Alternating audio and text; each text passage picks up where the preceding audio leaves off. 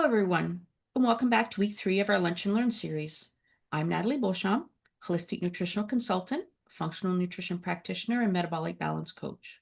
If you've been following along, you know we've been diving into topics that help you better understand your body and take control of your health. Today, I'm joined once again by my co-host, Candace Grant, who is a posture alignment specialist and has been a registered massage therapist for 27 years. She brings such a unique perspective on how posture and movement patterns affect how we feel and function every day. I'm excited to learn why pain is often a warning, not the root problem.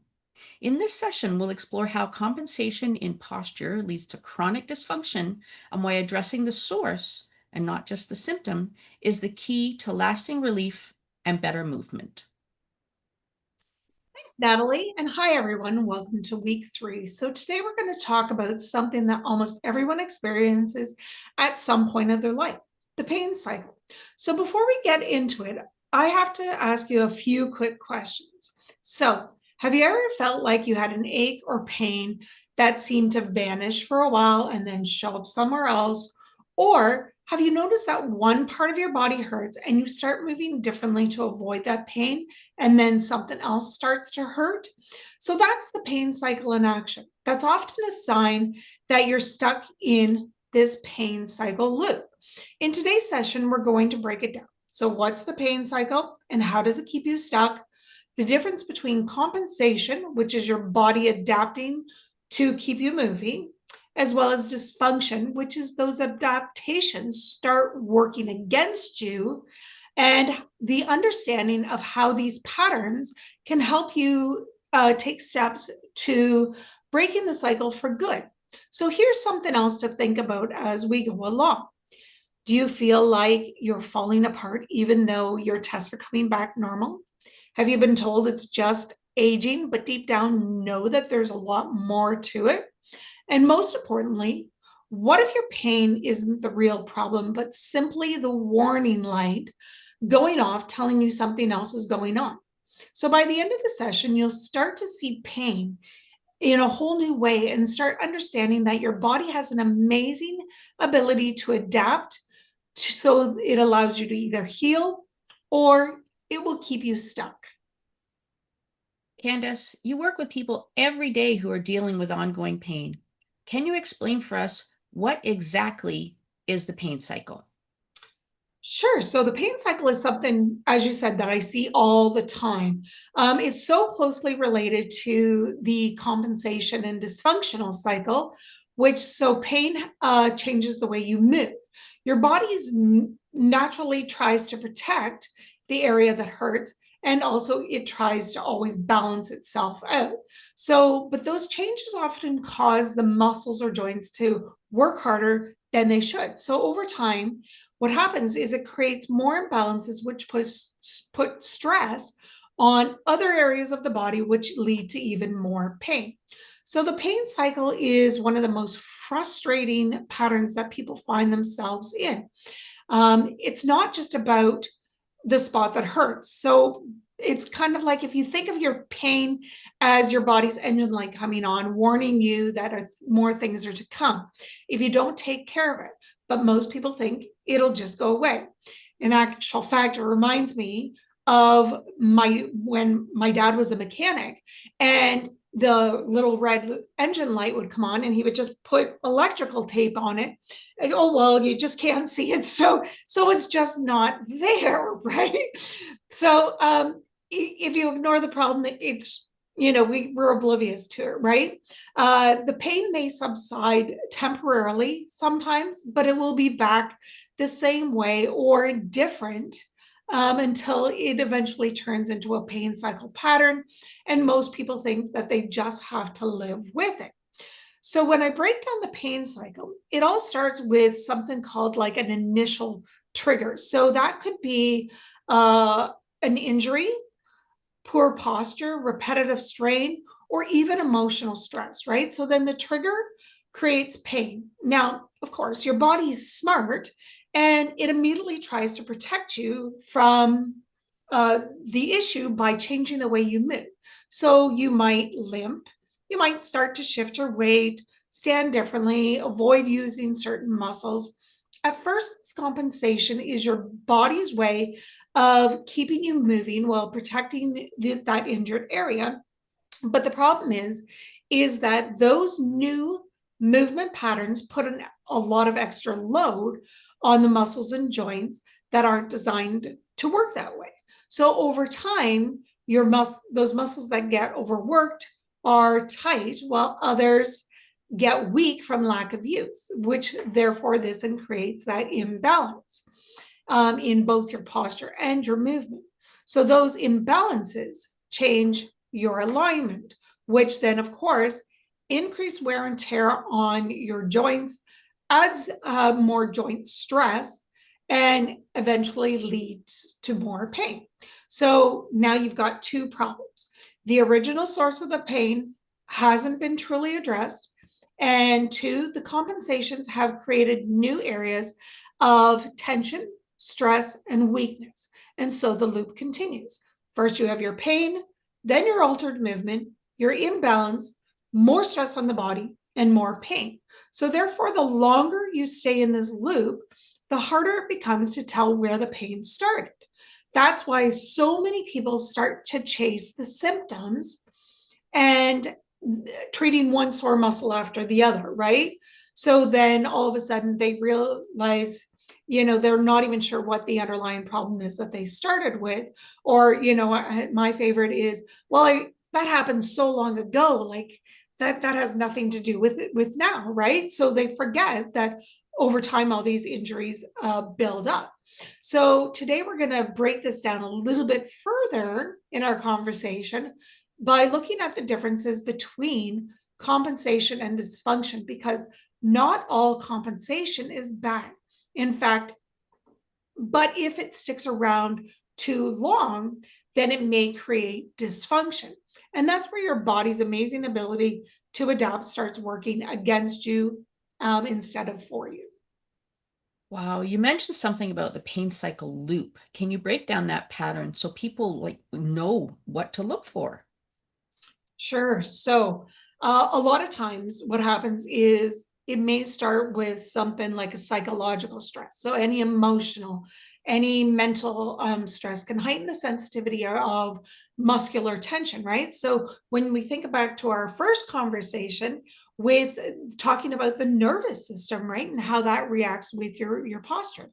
So then pain is your body's sends a warning signal that something's wrong. So think about that cranial nervous system, right?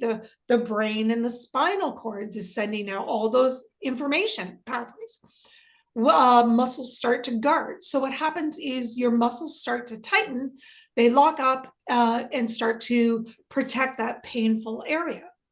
Then, of course, you get restricted range of motion, stiffness and guarding limit how far you can freely move. Sometimes I like to think about frozen shoulder in this way, actually, because, when all of a sudden you have a shoulder injury, you can't move it, then you start compensating, you start pulling back, you stop doing that work. Then, of course, onto the next one, you get the muscle weakness and atrophy, but you lose that range of motion, right? We start to compensate, start moving the other side a little bit more. So that's all kind of like just a quick little example of that pain cycle. And most people don't know that 72 hours, your muscles actually start to atrophy, right? So you start to lose that strength. And obviously decreased function happens, right? So when you don't use it, you start to lose it. Everyday tasks feel a little bit harder, that your activity levels start to drop and your quality of life starts to suffer. So then once again, back to the beginning of that psychological stress, frustration, anxiety, fear of movement, you're feeding back into that loop once again. So to break that down in a little quick, stress, pain, guarding, stiffness, weakness, decreased function, more stress, more pain, so it's a continual loop. It's really a vicious cycle. It truly is. So you talked about psychological stress at both ends of the loop. Can you explain a little more about how stress plays such a factor in compensation and posture? Sure. So stress obviously is such a huge factor, and we see it so much more these days. It's both on how our body feels and how it moves. So what happens is when we're under stress, our body starts to shift into that fight or flight mode. Going back to day one, our breathing becomes shallow, our shoulders lift, our jaw starts to clench, and certain muscles tighten in regards to a protective response. So over time, that muscle tension starts to change our posture, pulling the head forward, rounding the shoulders, stiffening the low back. Remember, everything is always connected. So on top of that, when your muscles start to feel tight from stress, they don't move as freely. Your body will find ways around that tightness. That's where compensation starts to come back in. So, for example, it causes your chest muscles to tighten and your shoulders, which then therefore you may lose mobility in your upper back because of all that pulling sensation.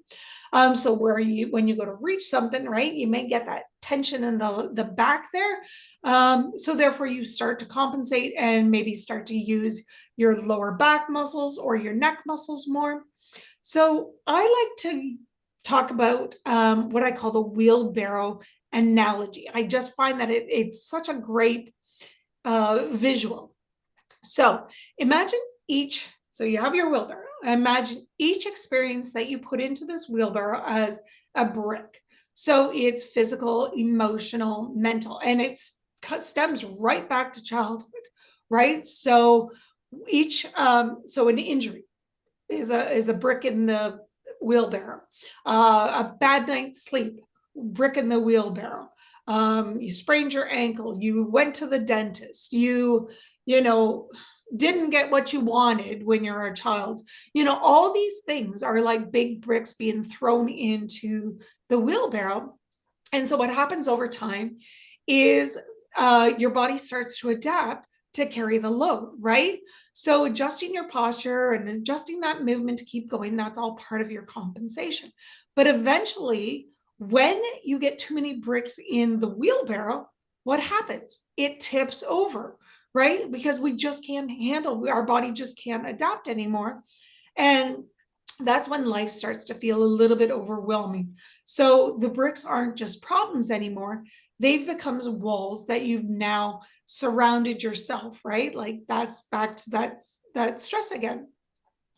So for many people, the walls can feel like isolation or depression. So part of breaking that cycle is figuring out how to take some of those bricks out of your wheelbarrow so that you can unload your stress so your body and mind aren't stuck in a constant overdrive, because if we don't, the weight keeps keeps building up until the system collapses. I really like that wheelbarrow analogy, right? It's a great visualization. I can see it tipping over, right? Of what's happening when you overload your system, both internally and externally. I can, it's crazy. I never thought of it that way before. I'm sure we've all lost control over our wheelbarrows at times. Can you explain the difference to us, please, between a compensation versus a dysfunction? So that's where the understanding of the difference of compensation and dysfunction comes in, because so even though they may sound familiar, they're not the same at all. Compensation is your body's backup plan when one area is injured, weak, or not moving well. Other muscles or joints step in to keep you functioning. In the short term, it's a good thing because it's how your body keeps you walking, or if walking with a sore foot, if you have shoulder or groceries to bring in, or it just keeps you moving in general, right? But the key is that compensation is meant to be temporarily.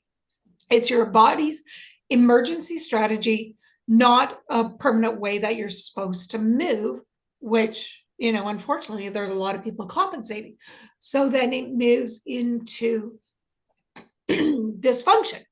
And what happens in dysfunction is those compensations stick around.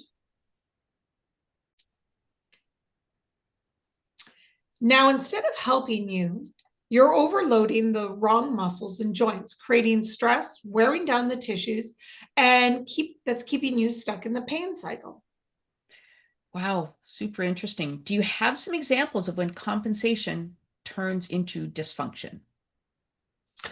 Sure. So I would love to share some practical examples with you. So if you think of an ankle injury, and I always, would like to think of, when somebody sprains their ankle, and especially if they have a boot cast on, right? So one, they start to limp because it's obviously sore. Then with the boot cast, your one foot becomes a little bit higher. So now you're a little bit off level. And so your hip and your lower back start to take on more of that load to protect that ankle, which is then compensation. But months later, your body, your ankle starts to heal. However, because you didn't go back and shift and recorrect that walking pattern, now all of a sudden your walking gait becomes a little bit more dysfunctional. So if you think of the desk posture, basically you're hunching over, trying to do all your desk work. You're leaning forward, your neck and your shoulders start to tense up. And it's almost kind of like, in order to keep your head from falling forward, you have to push your shoulders back, or it just kind of works in that example. Over time, those muscles feel like they become normal, right? So your chest starts to compensate and come forward, as well as your upper back becomes tight because of that compensation. And now, you go to walk and do your daily life, your head is still forward, your shoulders are still tight, your chest are still tightened. And then when we look at an example of the knee, once again, it's that you may have pain in the knee. So what happens, as you know, is you start to shift your weight to the other leg to try to get off of it. So a lot of times you'll start walking differently, especially up hills or upstairs. The other leg is working harder to compensate for the bad leg, and eventually both become bad because they become weak. And then weeks later, obviously, your good knee and hip start to hurt as well because that's dysfunction starting to take over. So I like to think of everything also as an onion analogy when I start talking about it, because so if you think of your body as an onion, every time you get injured, so here's your core. Every time you get injured, your body starts to protect itself.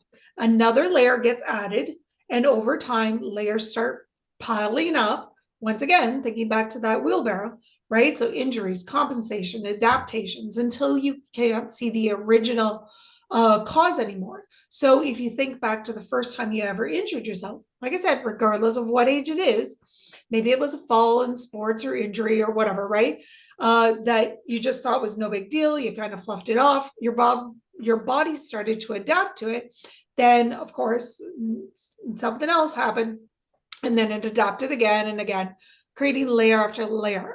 By the time you go in for massage, chiropractic, whatever, physio, the real persistent pain is that you're often feeling is the result of many layers, not just one problem. So that's why there's no quick fixes, because you're not just addressing the hurt today. We're starting to peel back the layers of the onion to find that true cause. So does that mean that everyone who has poor posture is going to have pain? No, I want to make something clear that poor posture doesn't automatically equal pain, and good posture doesn't always equal perfect health. So there's always many factors involved, right? So everybody has some degree of asymmetry where they're leaning one side or the other, right? Because of when we think of the human body, our larger organs like the liver are mostly on the right side of the body. So naturally, we're a little bit uneven. So that's not the problem because we're designed to function that way. But slouching, can compress the diaphragm, the liver, the digestive organs, creating poor respiration, poor digestion, and more. So poor posture can still have an impact, even though it's may not be causing you pain right now. It can often lead to decreased range of motion, reduced balance, as well as in many other cases, a loss of confidence of how you carry yourself, right? So over time, poor posture can catch up with you, right? That's why many people in their 50s, 60s, or older say, once I hit 50 or whatever age it is, my body started to fall apart. Because the reality is that all these issues have been building for years, right? So even when you look at younger generations or older generations, right? Who do you see with that chronic forward head posture, right? And it's becoming more and more apparent with the younger generation because of the lifestyle, like exactly the screen time, right? So the earlier that we can become more aware of our posture and make those subtle little adjustments, the more that we can prevent these patterns from turning into bigger issues down the road. Wow, I know we've talked a lot about posture and movement patterns, but I want to bring up walking for a second. People hear numbers, like 7,000 steps a day, but that's a lot more than it sounds. Candace, what does that add up to in a month or a year? And why is how we walk so important? Okay, so let's break that down. 7,000 steps, right? And that's just what they're saying now. You remember, it used to be 10,000. So 7,000 steps a day, that's over 210,000 steps a year, a month, sorry, and around 2.5 million steps a year. I mean, that's a lot of steps, right? So now imagine now how many steps you've walked in over a lifetime, probably compensating somewhere in your body, right? So that's why it it matters, right? Because second only to your nervous system, gait is really, really important because it influences your whole body's function, right? Every step you take sends that force and that feedback through your ankles, your feet, your ankles, your knees, your hips, your spine, all the way up to your shoulders and your brain, right? And think about how we stack our joints, right? So if you're lateralized on one side, then you're going to be off balance. So your gait is balanced. So these forces start to distribute even evenly or unevenly. And if they're even, your body starts to thrive, right? So you should be able to shift from one side to the other when you're walking. But if you're compensating, think about all the people around you. How many people stand on one leg? Or how many people stand with their feet out, right? So it's these small little problems turn into big one, and people once again will say, well, I've done this all my life, right? So if you think about when your car's wheels are out of alignment, every rotation that you do in driving starts to wear down those tires unevenly. So walking works the same with your joints and your muscles. It's like your nervous system. It's the way that your nervous system keeps alive. So basically, your gait keeps you moving and it's either working for you or breaking you down slowly. That's why paying attention to the way you walk is not just about how you walk, but it's critical for the long-term posture, joint health, and even pain prevention. We've talked a lot. We've talked about how gait is important, but I know people often ask, what's the difference between walking on a treadmill versus walking outside on the ground? Right. So there is a huge difference. When you walk on a treadmill, so imagine it, the belt starts to move under you. So your legs are doing more of a pulling action to keep you up with the belt, right? So, and then the mechanics of your head and shoulder start to creep forward, especially if you're looking down at the controls or holding the rails. Over time, this can actually reinforce your head posture and rounded shoulders. So I just kind of want to demonstrate that a little bit. So I'm just going to adjust my camera.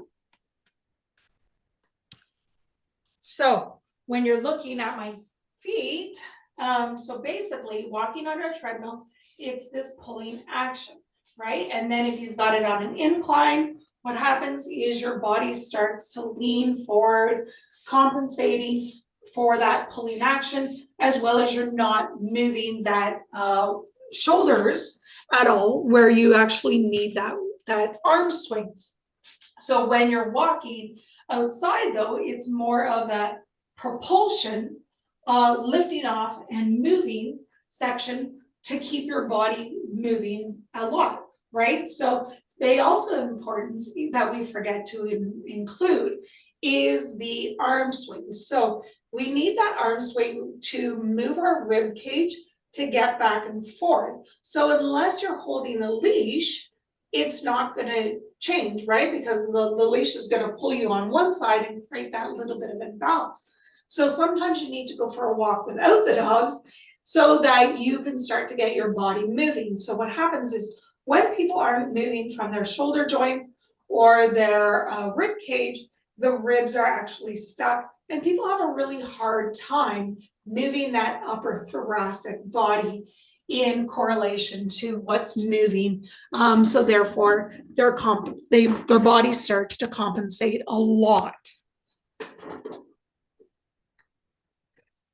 I should say, I know when I'm on the treadmill, I hold on because I'm fearful that I may fall. So then you're right. I'm not moving my arms, right? Right. So like that's really great information that you shared. I never thought about it that way, right?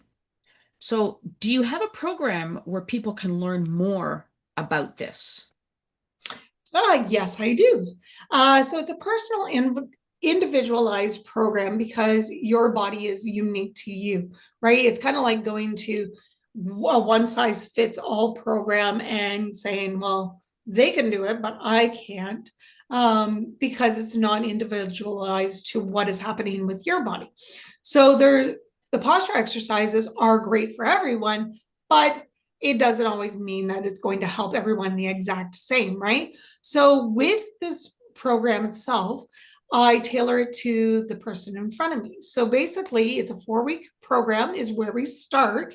That's phase 1, called Back to Basics. So it can be done online or in person, here in Owen Sound, Ontario, where I live. And it starts with a full posture photo assessments, which I call the 4 mugs shots: front, side, back, side, right? And then from there, I can do a better assessment of what's happening with your body. Then we also follow that up with assessments to see how your body moves with certain exercises. You would be surprised at how many people can't do certain things. They're surprised, right?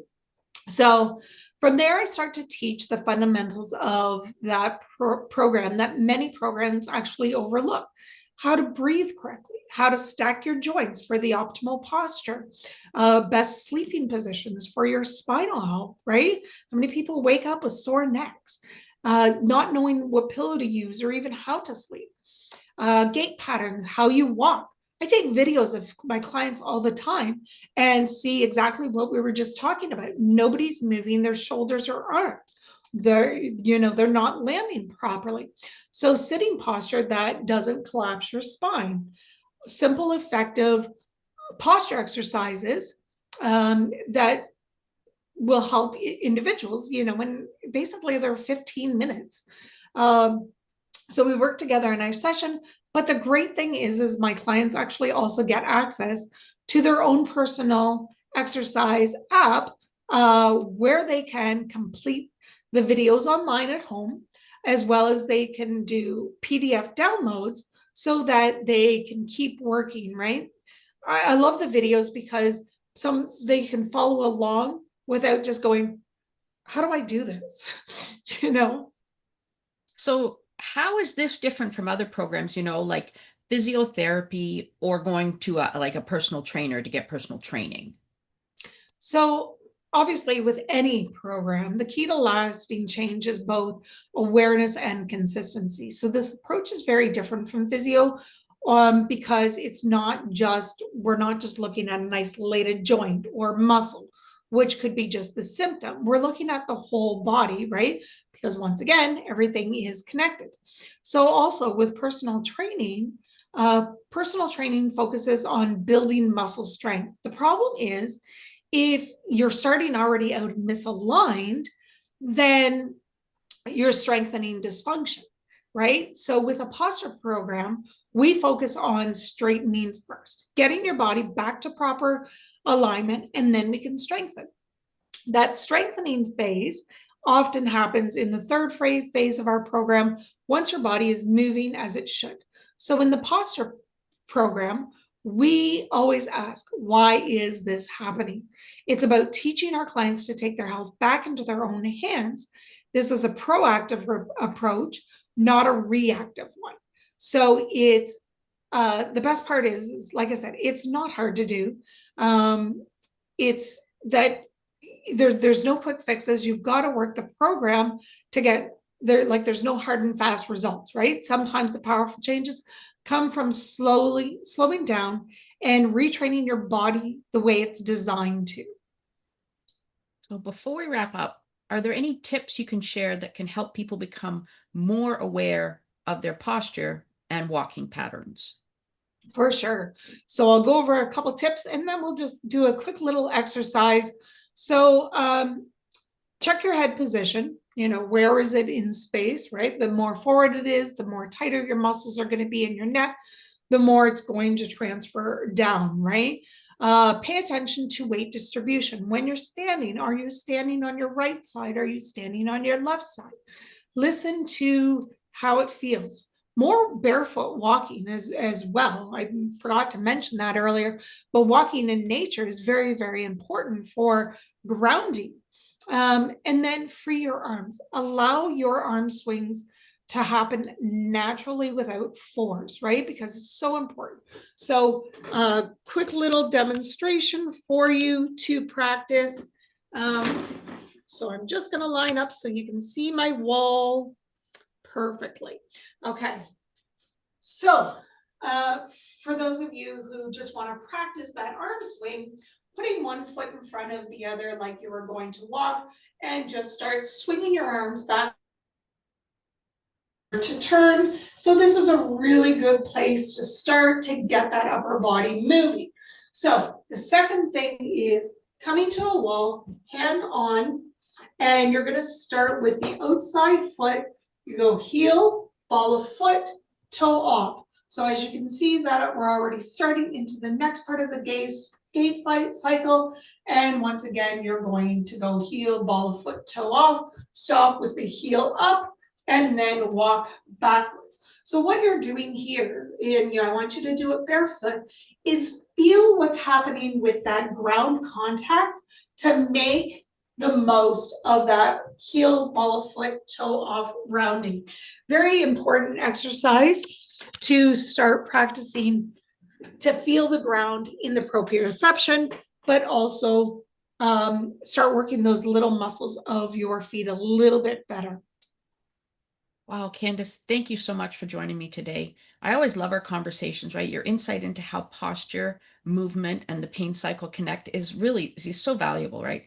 The body is truly fascinating in how it adapts and compensates. And I think today's discussion really opened people's eyes to what might be happening in their own bodies. I know it has for me. So next week, we're going to switch gears a little bit, right? We're on week 4, which will be August 29th, and it's going to be how inflammation affects your body. So I'll be diving into how chronic inflammation can make you feel stuck, right? Inflammation can be the hidden driver between so many health issues, from joint pain to brain fog to digestive problems. We'll talk about how to recognize it, what fuels it, and the steps you can take to calm the fire to support long-term health. Thanks again, Candace, for being here today. And thanks to everyone for tuning in. And we'll see you next week. Thanks, Natalie. I look forward to next week.